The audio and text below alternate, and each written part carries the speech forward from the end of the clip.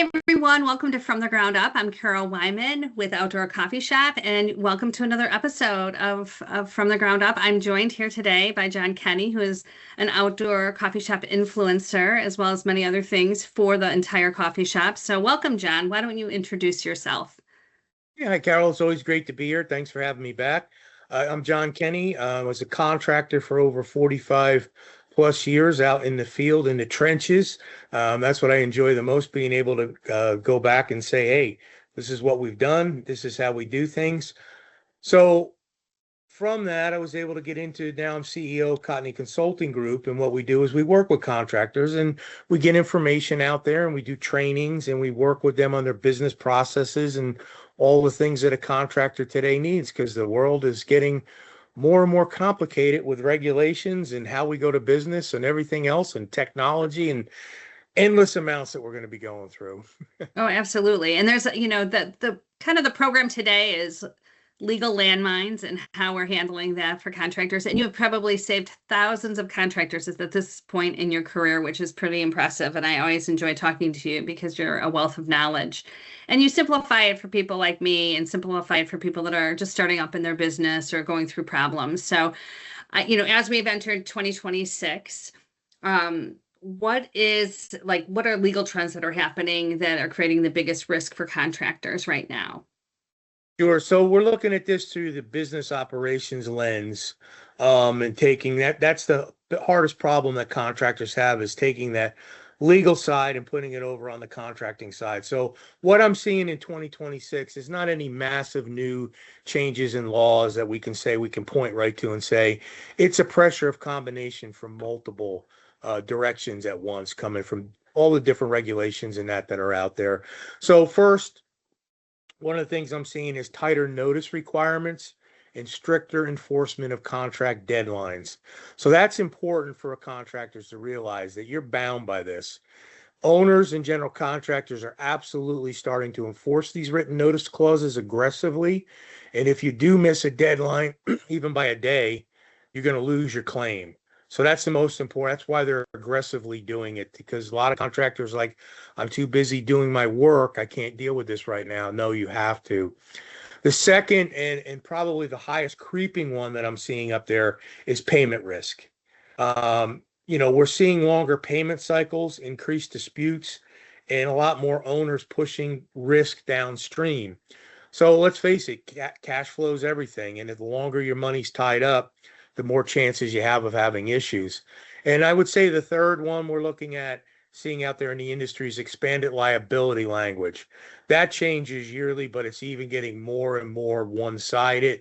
So contracts are shifting more responsibilities to contractors, subcontractors, especially around indemnification, safety obligations, and delay damages. Those are the three big ones that I'm seeing out there right now. And then finally, I say documentation expectations are higher. Courts and arbitration panels and where we have to go look it up are looking for clean records. So if you don't have it documented, it didn't happen. So one of the things to understand is, and my best friend in the industry, Trent Cotney, and I'll mention him on this one because he deserves that mention. Whoever has the best paper wins. So that's not me. I got that from him 26 years ago.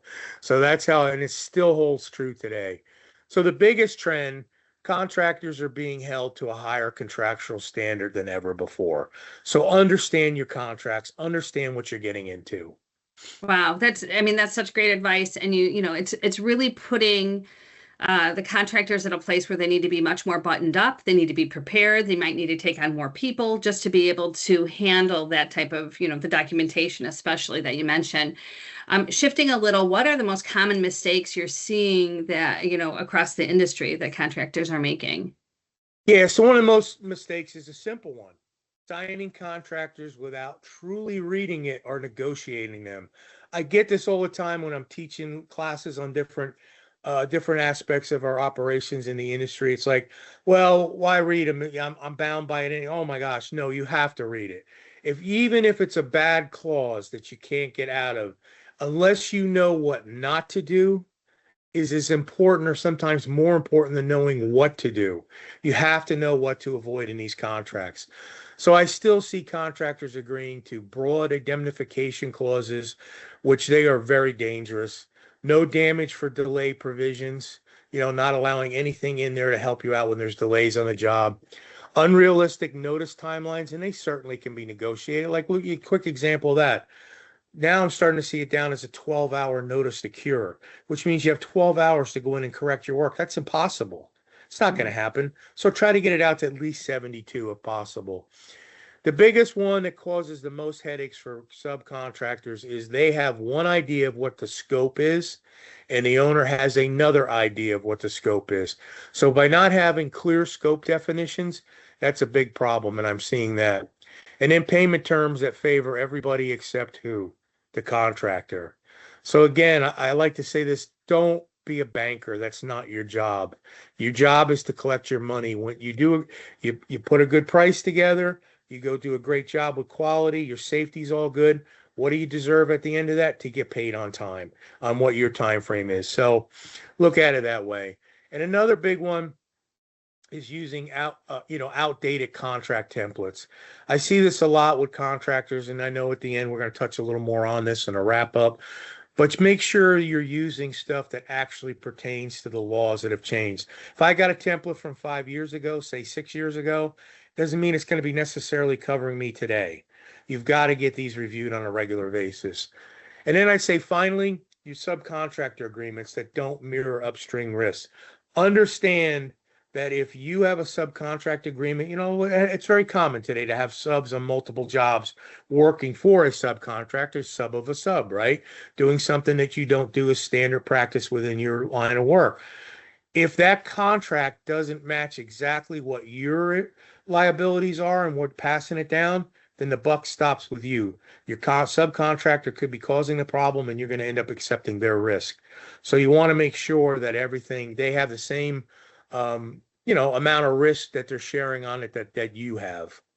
Well, it's interesting because the competition for contractors, contractors are trying to get work, and sometimes they are really focused on the job and they know they can do a great job. And there's all these other things that happen, like weather and exposure. There's just tons of different things that happen. And so it's so important for them to be able to be on the business side as well. And I know that that's where you help them so much.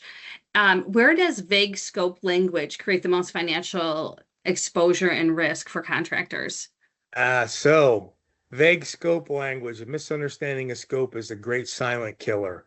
That's where profit quietly disappears and it's gone before you even know it. So if your scope says something like complete installation per plans or complete installation per owner's description of work, whatever it may be, then you basically accepted everything. So even if it wasn't in your estimate, you own it. So that's why you have to be very careful what you're signing up to. So exposure usually shows up in site preparation assumptions, hidden conditions that are in a job. If you happen to be getting into underground utility, like part of like putting digging or whatever may be involved, utility coordination is a big one. All of a sudden you find out that you become the contractor in charge of all the utility coordinations on the project, and you didn't expect to do that. Permits and inspections, understand what you're getting into. Cleanup and restoration, this is another big one. Where we get into trouble is not that we're going to go clean up and restore anything that we damaged during our work, which is very common in any restoration project, regardless of what it is. But look for those hidden clauses that say, well, if you've damaged an area, say, of my grass or my sod, you're going to replace all of it. If you've chipped a brick in my building, you're going to replace the whole side of it. Things like that are there. And then warranty expectations. Understand what you're getting into, especially when they're asking for contractor warranties. Remember, they're not just a piece of paper. They're going to bind you to a lot of things you're not going to want to be bound to unless you understand them.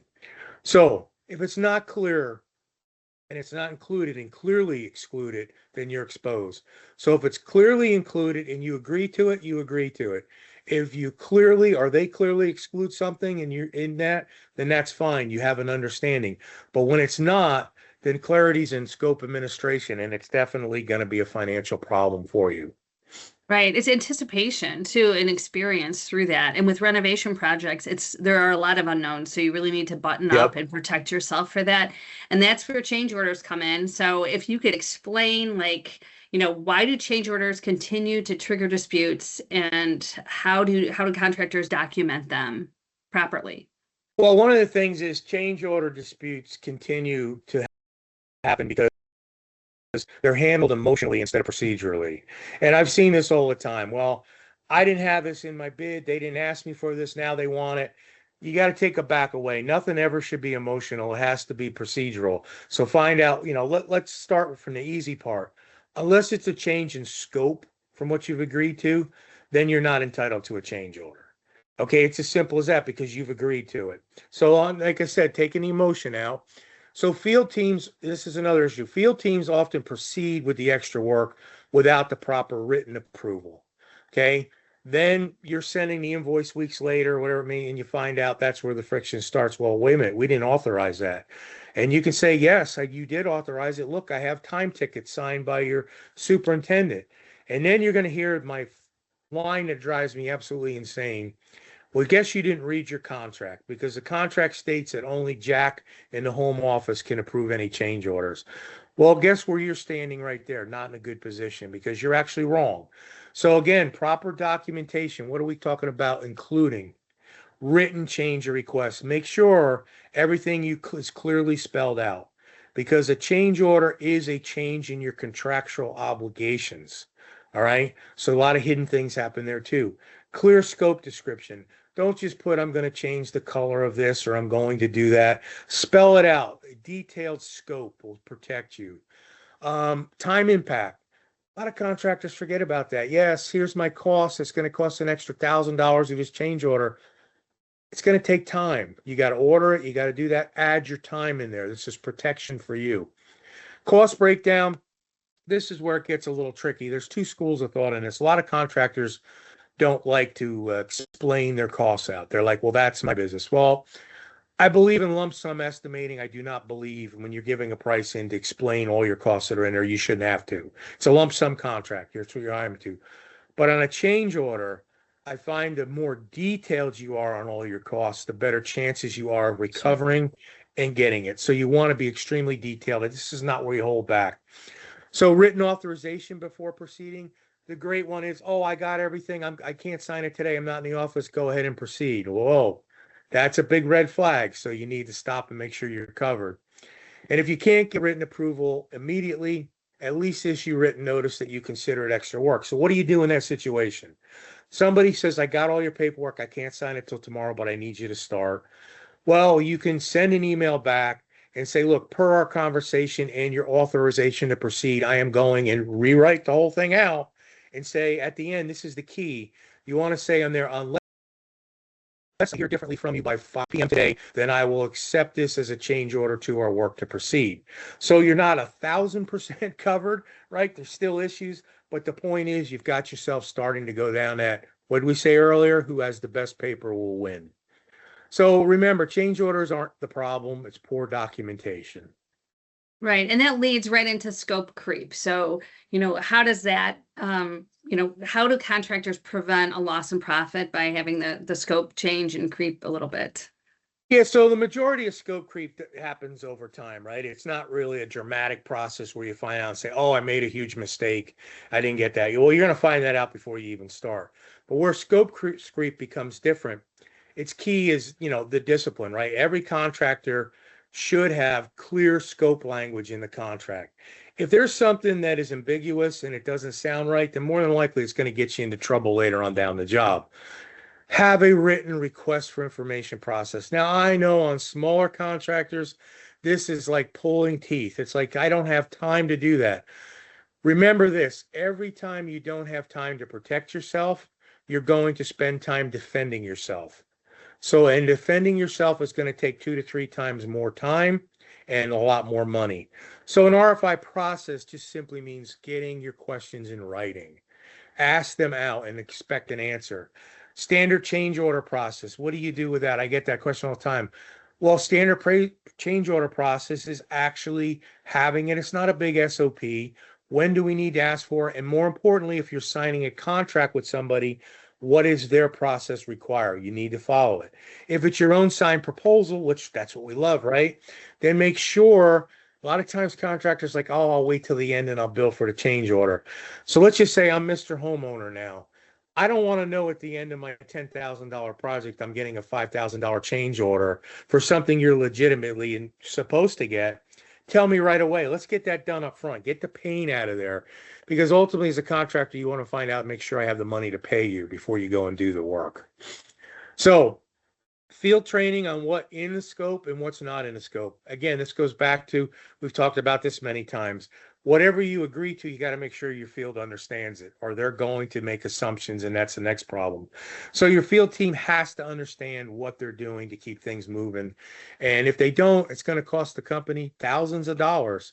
So let's wrap that one up. Scope creep is not usually just unbilled work or all the other things that happen. It is the matter of just letting things go and run, right? It's little things that end up being big things at the end. Wow. Yeah. I mean, it's interesting because again, things can happen day to day and there's different people that are involved and people talk. And so you might be hearing one direction from someone and then another, and you become friends too. I mean, there's so many things. And it's such a good point about documentation and such a good point about kind of, just towing the line and having a critical path on your schedule and making sure that you have everything buttoned up. So when a contract goes wrong and you have a lien, let's say on a contract, what errors are weakening the contractor's lien rights and payment protection for them? So this is a big one. This is a big area to take in consideration. So once it comes down to this point, you have to understand as a contractor that anything that you miss on a deadline or don't follow exactly as the statutory requirements are in your state that you're working in, you're not going to get paid. There is no redos. You can't go before a judge and say, oh, I didn't understand that. I mean it. No, none of that matters. It's either right according to the law or you missed the boat completely. So some of the most common errors that I see for sure is missing the preliminary notice deadlines. And that becomes tricky state to state. Some of them are by a percentage of work complete. Some of them are within so many days of completion. There's all different ways they can be worded. So you really need to understand what your state requirements are. Sending notices to the wrong party happens all the time. That's why you got to look at your contract, because there's an upstream of where these notices go. You send them to the wrong place, the wrong person, guess what? They don't count. And then again, filing liens outside of the statutory timelines. I see it all the time. If they tell you 45 days, that doesn't mean you can mail it out on the 45th day. That means it has to be within every state's a little bit different. But for example, one of the things I saw is if you got to go file something, then you better run to the court if it's within 5 or 10 days and get somebody to do it there. Because if not, there's no guarantee. It's got to be stamped. It's got to be timelined. So you can't just mail it and hope it gets there. Improper executed lien waivers. See that all the time, putting wrong information. This is not a time to say, oh, I've seen this too. I didn't make enough money, so this cost me more because of it. No, you got to prove all this out. And you're only going to get paid what you're owed per contractual obligations. So lien rights are definitely technical and they're not flexible. And courts enforce the deadline strictly. I've seen more contractors' cases get thrown out by missing these deadlines, right? The obligations that are there from the statutory requirements, and their case never gets heard and it's over with. And you can't go back. There's no redo. So you need to have a compliance tracking system in your company, right? And that's not as hard as it sounds. You need to know exactly if I got to file certain types of liens, go find out. I'm not an expert. I'm a contractor. Then talk to your construction attorney. Say, look, a lot of states have lien filing services you can hire. Whatever it takes, just make sure you got yourself covered. Because if you do this wrong, you're never getting paid. This is such great information from John Kenney right now. I'll tell you, it's just really, really interesting. And you talked about deadlines and requirements. So what should every contractor understand about notice requirements and deadlines? So notice provisions are not like suggestions that, and we get this, if you, well, they gave me, give you an example. Contracts you'll find 24-hour notices, 48-hour notices, 7 days. There can be anything in there, but that's not a suggestion. If I got a 24-hour notice, 24 hours to do what? That's what I have to understand. right? If it's 24 hours to prepare a plan of how I'm going to cure an issue, maybe I got a chance of doing that. But if I got 24 hours to go tear out my work that they say is insufficient and redo, probably not. So understand what's in these notices. And if you miss that window, you are absolutely going to be in breach of your contract, and you're going to waive your rights to claim time and money for anything in there. So understand that. This also doesn't mean only for the bad things. If I only have 24 hours to notify them of a change order, potential change order, do say I have a legitimate change of scope in my project, and I miss the 24-hour notice to whoever my contractor or owner is to provide them with the paperwork of a potential change order, doesn't exist, and I still have to do the work. So things like that. Every contractor needs a standardized notice process. Again, when I'm talking about standardized notices and process, they're templates.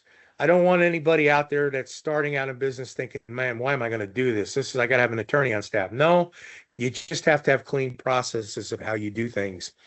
And really, where do you get that? Whatever kind of contracts you're going to do and your statutory limits. And again, you can't do this on your own. You do need to use construction attorneys, but you got to be educated when you go in to do these things. Wow. And so where do you seek subcontractor agreements? Where do they break down mostly? And that's a great question. So I see them mainly about three generalized places. Risk allocation is number one. Your subcontractor doesn't understand the upstream risks. So even if I'm not talking about having a subcontractor work for me, I'm a sub. I don't understand what is going to flow down to me, right? That risk allocation. And that's why I said you just can't sign this. Understand that the majority of time, a subcontractor is also going to be bound to the general contractor's contract with the owner. All right. And again, not getting too deep into legal terms here, but that is what happens. It's risk flows down. And there's a lot of examples of that. But for this understand that can be things like liquidated damages. It could be, delay claims, all those things tie in. The risk goes down. Payment flow. Big ones that are misunderstood is paid if paid, paid when paid, causes misunderstanding. So paid if paid means there's a couple ways of doing it. You can be paid by your invoice date, which honestly, 30 days from my invoice date is the best I'm ever going to get. Let's just say something like that, or 15, whatever you negotiate. Also, paid if paid, there's an area in there where I get paid so many days from when my contractor receives those payment. So let's start with that one. I need to know when they're getting paid to actually know when I'm getting paid. So if I've negotiated 30 days, it's not 30 days anymore, and they don't get paid for 30, I'm now at 60. So those are the things we need to understand. Paid when paid. I think there's any attorney out there that understands that clause, which they all do. They're going to tell you to walk. That just means that paid when paid. I'm sorry, I got that wrong. There's one missing. That's paid if paid. Right? Pay if paid is the dangerous one. Paid when paid is the one we just talked about. In case I mixed them up, I apologize on that. But paid if paid means you're only going to get paid if the person before you end the contract actually receives money. If they don't get paid, you don't get paid, and that's a hard one to beat in court. If you do run into that, I suggest that you talk to your attorney immediately. That's a dangerous clause. But the paid when paid, two things happen there. Like I said, is to recap that one so we don't have any misunderstanding.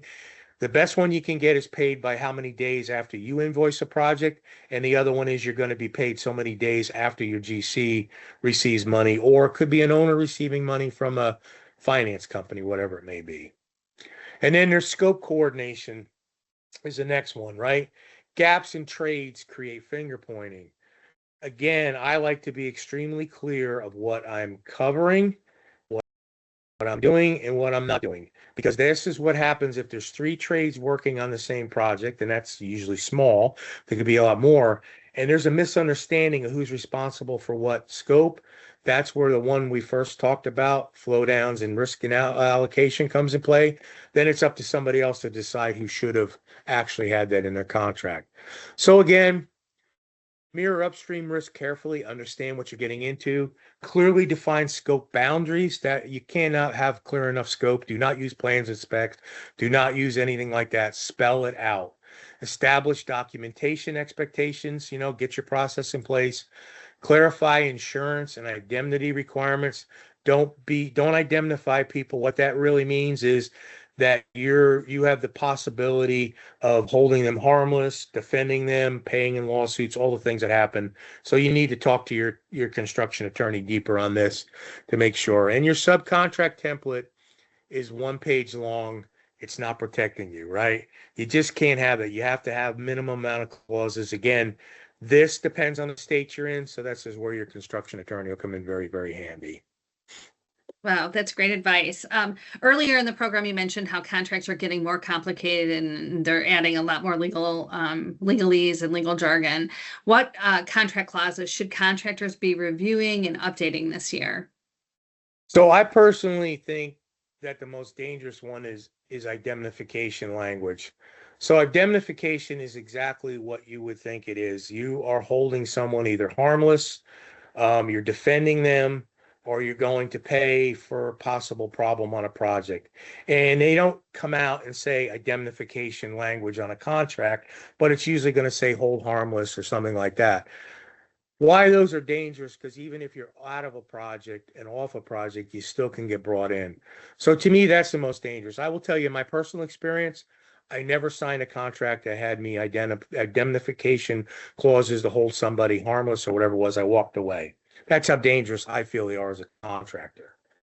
Limitation of liability provisions. Make sure that you understand those, because they can be written to have you accept more liability. Again, it's why you have great partners, right? You have people, professional, help you in your business. You have a good attorney on standby. You have a good accountant. You have a good person you work with on your insurance. Understand this is the time you bring your team in and say, what does all this mean?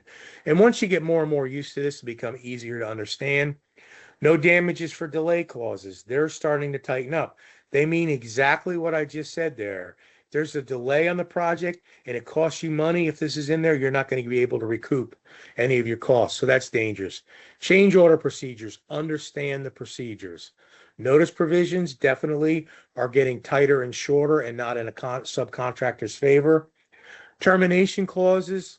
I'm seeing a lot of crazy things happen with that, and especially termination for convenience, which if anybody hasn't seen that yet, they're becoming more and more popular.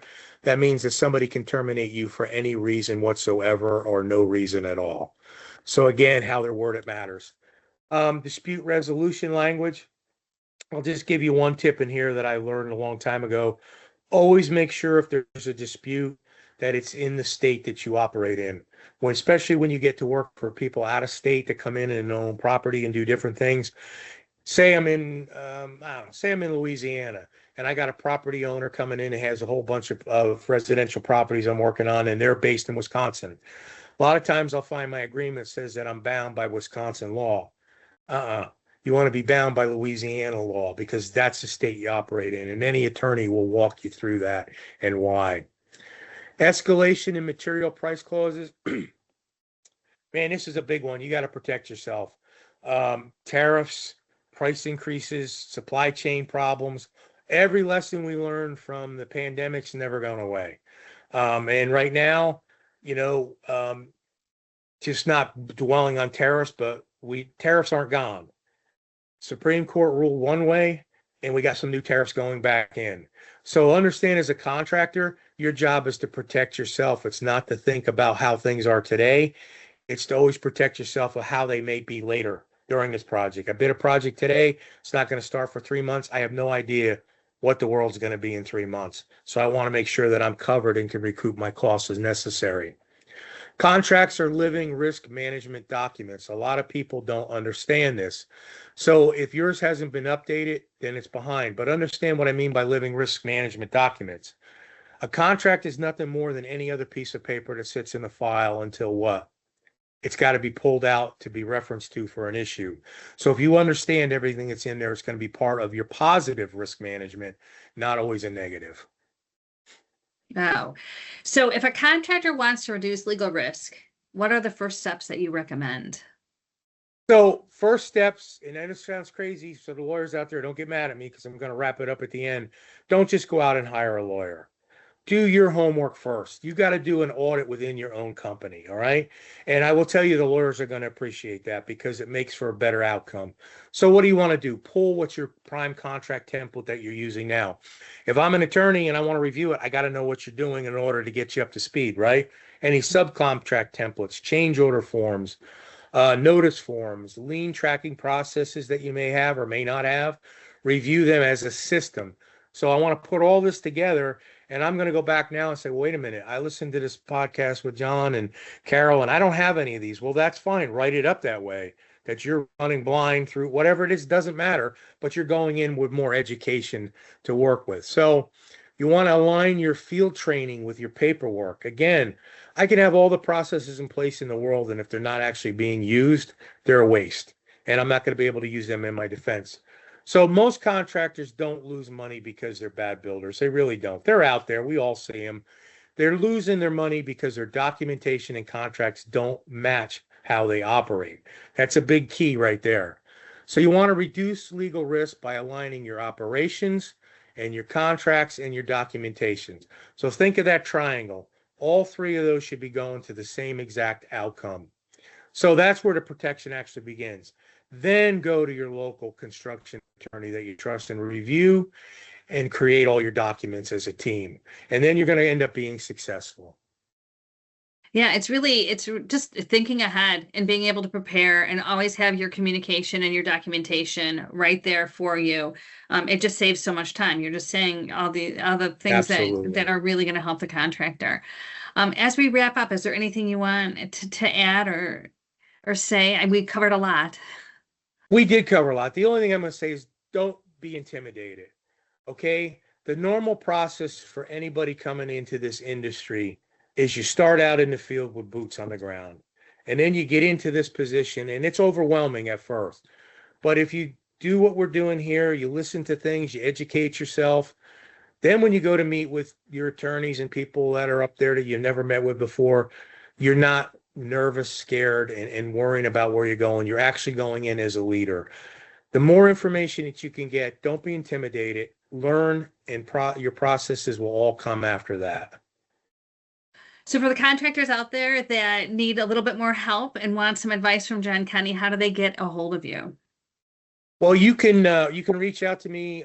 Easiest way is just go to my website, which is cotneyconsulting.com.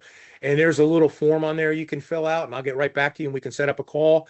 Anybody at the outdoor coffee shop, notate that when you put it in. You absolutely get a free consultation with me, and I'm happy to talk about it. And I will give you the straight scoop on what your problem is. And I know you will, because I've been working with John a long time, and I really appreciate how straightforward you are for everything, and just so helpful for all contractors out there. So, as we end today, I want to just thank you for your time again, of such a value to our industry. My pleasure. And so that wraps up another episode from the ground up. Thanks for joining us today, and we'll see you next time.